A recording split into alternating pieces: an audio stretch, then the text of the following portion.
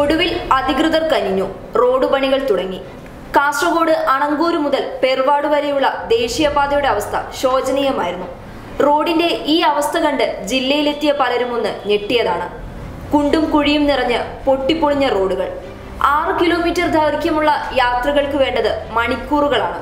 റോഡിന്റെ ഈ അവസ്ഥ കാരണം ട്രാഫിക് ബ്ലോക്കുകൾ ജില്ലയിലൊരു പതിവ് കാഴ്ചയാണ്. എന്നാൽ അധികൃതരുടെ കണ്ണുകൾ തുറക്കാൻ ഒരുപാട് ജീവനുകൾ പൊലിയേണ്ടി വന്നു. ഒടുവിൽ പ്രതിഷേധങ്ങളും സമരങ്ങളും നിറഞ്ഞൊഴുകിയതോടെ NH17 ഡിപ്പാർട്ട്മെന്റ് എത്രയും വേഗം പണി തുടങ്ങാമെന്ന് വാഗ്ദാനം നൽകിയിരുന്നു. എന്നാൽ ഈ വാഗ്ദാനങ്ങൾ വെറും വാക്കുകളിൽ ഒതുങ്ങി. നിരവധി തവണ അധികൃതരുമായി കാസർഗോഡൻ ജനത സംവദിച്ചു. തുടർന്ന് വഴികളില്ലാതെ വന്നപ്പോൾ റോഡിന്റെ മിനുക്കുപണികൾ എത്രയും പെട്ടെന്ന് നടത്തിത്തരാമെന്ന് ഉറപ്പു നൽകിയിരുന്നു. തുടർന്നാണ് പെർവാട് മുതൽ അണങ്കൂർ വരെയുള്ള ദേശീയപാതയുടെ മിനുക്കുപണിയെടുക്കാൻ PWD തയ്യാറായത്. ചെറിയ തോതിലാണെങ്കിലും കാസർഗോഡൻ ജനതയ്ക്ക് ആശ്വസിക്കാം. News desk public Kerala.